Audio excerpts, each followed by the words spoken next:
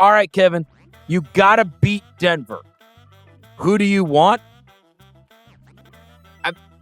Is your first pick Dallas? I think my first pick's probably Dallas.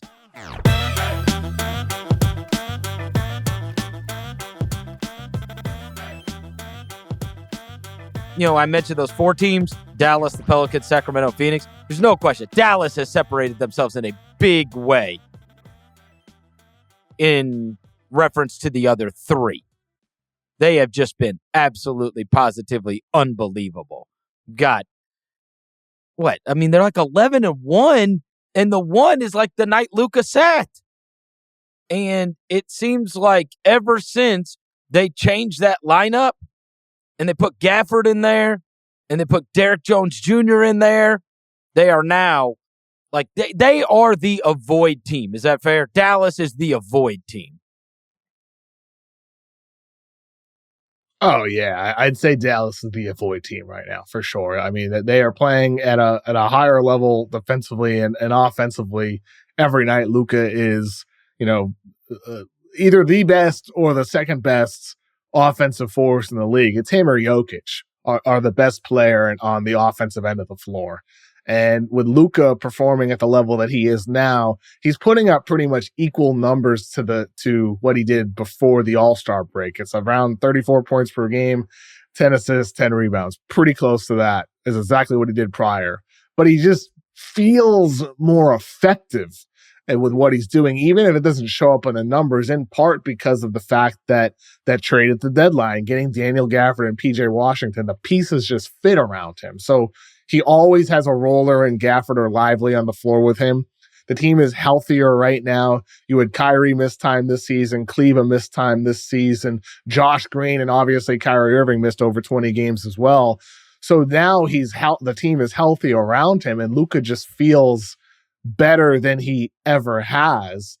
And I think it's at the point that it is not just a 2-man race for MVP between Giannis and Jokic, but it's a 3-man race for MVP, Jokic, Giannis, and Luka. Luka, I believe, has played himself into that. I know Dallas is currently the 5 seed, but it's only, 6 games of wins separation in the standings between them and Denver right now. He could steal the 4 seed from the Clippers. The Mavs are only 2 games back as of Tuesday morning. I don't see any reason not to throw Luka in there. He is absolutely unstoppable on offense, and he's playing the best defense he has individually as well. Well, it feels like they fell into something with the, Josh Green with the ankle injury and having Derek Jones Jr. is their best defender. And so they got with the Gafford and Derek Jones Jr. thing, it's like they've got perfect role players that just play roles. You've got your stars and your role players. And we'll see kind of where Green fits in, but Exum's been really good for him. Obviously, Hardaway gives them a pop off the bench. I would just want to steer clear of them when it comes to playoff time, because they're the team that, they're obviously the hottest team in the NBA, but I would put no ceiling on their, capabilities in the Western Conference. We keep looking for, hey, who is the team? If it's not Denver, because we find Denver to be the prohibitive favorite. If it's not Denver, who could it be? And it felt like the Clippers for a little bit. I know we did a pod at one point. It's like, hey, is it Phoenix? Just kind of like an outscore thing? As the season now comes to a close, again, we don't feel like anybody's going to beat Denver.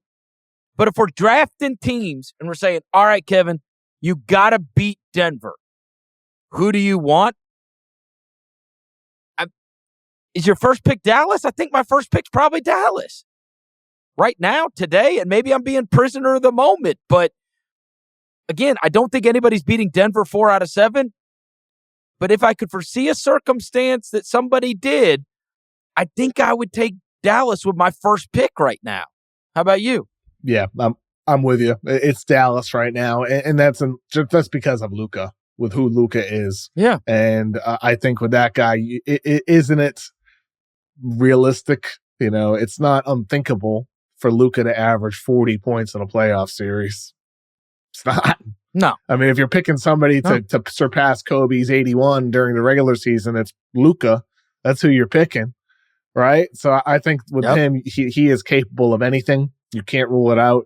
He is an all-time offensive talent, and he has now the best supporting cast he has ever had in his entire career.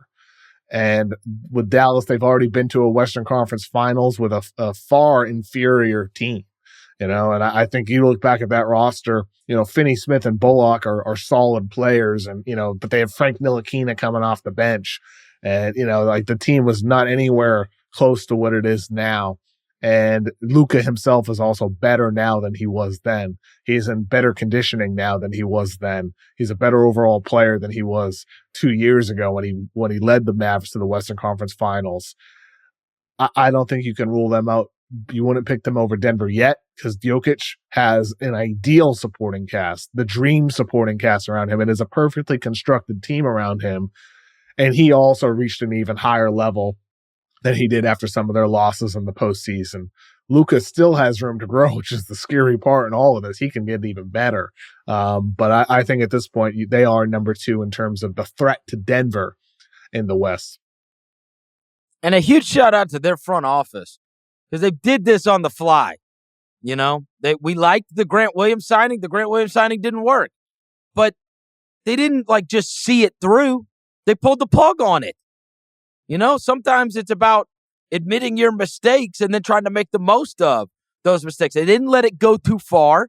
There's going to come a payment time for some of those. We may look up and we go, oh, well, remember when they traded those first-round picks? But the truth is this is all about having a generational talent and building around him. And as we've said 100,000 times, you're always on the clock when you've got a generational talent. Putting a group of guys around them that gives them the opportunity to win at the highest level. And there's sometimes where we look at these guys and we say, yeah, he's generational talent, but he doesn't have enough around him. Like, they have done this on the fly with this roster and built it out because the Gafford thing has worked. The PJ Washington thing has worked. Bringing Exum back over, Exum is valuable for them. The Derrick Jones Jr. thing, he's a great role player for them and is a great defender. And most importantly, the Kyrie gamble has worked in spades. When they made the Kyrie thing and then at the end of last season, because it was kind of clunky at the end of last year, it's like, now are you going to keep him? Like, is this the right pairing? And they looked at it and said, we have these 2 unbelievable talents. Now we got to figure out how to build out around them. And that's the trick. It's like, okay, you got your stars. Now, what kind of role players work well with these guys? And I think you watch it and you're going, boy, they built this thing well. And Kidd, maybe it's by virtue of an injury or maybe it's, the Gafford thing looked kind of weird at the beginning. It's like, are you still not going to start this guy after you gave up the first-round pick and whatever? But now as time has gone on and they've evolved and they've had this run up to the playoffs, it feels like they've kind of figured it out. They've got a bunch of vets on their team that have played in big games. And so, I don't know, man. They look really, really dangerous right now. Really dangerous. And I would not want to see them. They look much different over the course of the last, couple of weeks than they have looked at, throughout this season. They've had stretches where they've been really good, but this whole roster, it looks like it fits together right now and really good. Really good. They seem like the avoid team. It's going to be fun to watch those teams separate themselves.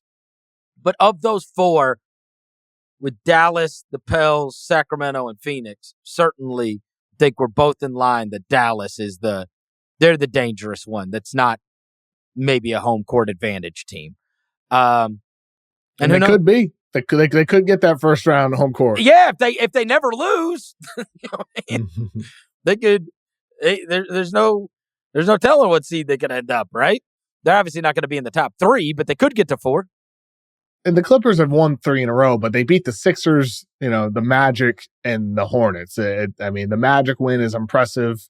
Doing that on the road is a 197 game. But the Philly win, they don't have Embiid. The Charlotte game, Charlotte is, terrible right now.